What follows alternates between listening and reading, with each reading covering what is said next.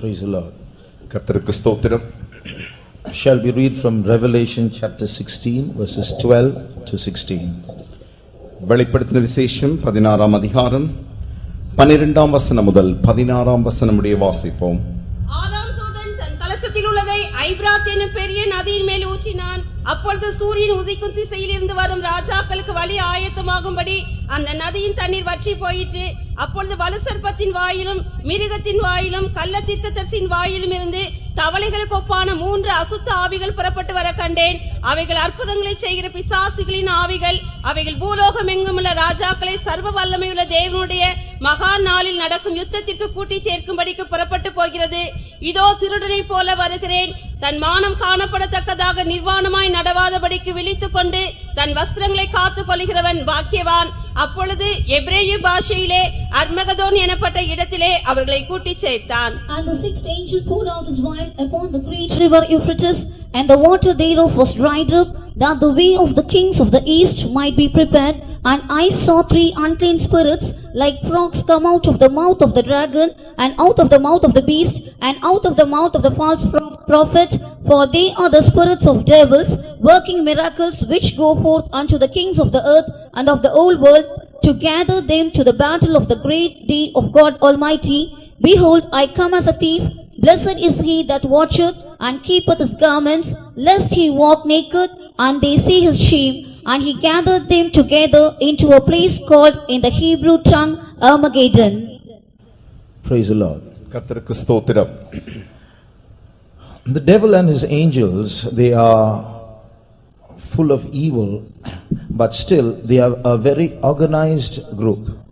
பிசாசும் அவனுடைய தூதர்களும் பொல்லாப்பினாலே அவர்கள் நிறைந்திருந்தாலும் அவர்கள் அந்த பொல்லாப்பின் பிசாசுகளாயிருக்கிறார்கள். They are an organized group. அவர்கள் ஒரு கிரமமுள்ள ஒரு கூட்டமாயிருக்கிறார்கள். So when they work together. When they plan together, and they are very cunning and very intelligent. அவர்கள் வேலை செய்யும் பொழுது சேர்ந்து வேலை செய்கிறார்கள்.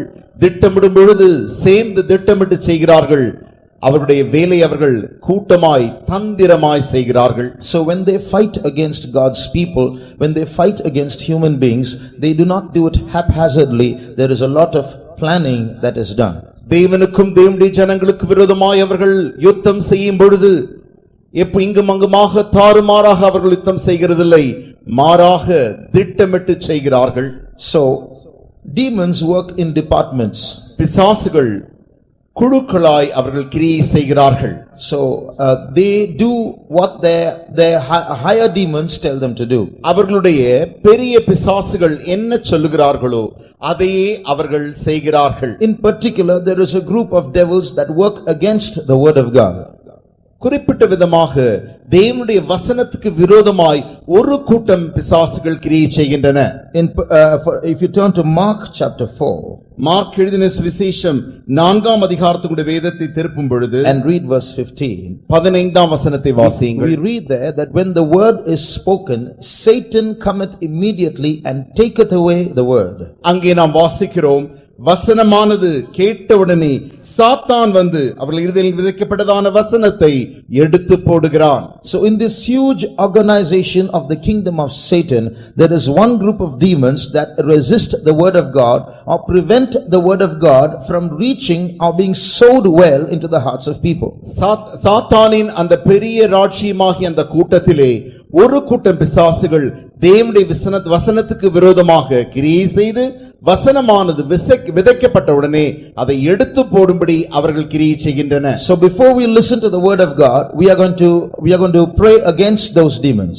ஆகையினாலே தேவனுடைய வசனத்தை நாம் கேட்கும் முன்பாக அந்த பிசாசுகளுக்கு விரோதமாய் நாம் இப்பொழுது ஜெபிக்க போகிறோம். We are going to bind those demons in Jesus name. இயேசுவின் நாமத்திலே அந்த பிசாசுகளை நாம் கட்ட போகிறோம். Because we are going to have 4 days of meetings and listen to the word of God, and these devils are going to come in the way and make these words of no effect, so that this meeting might be a waste of time.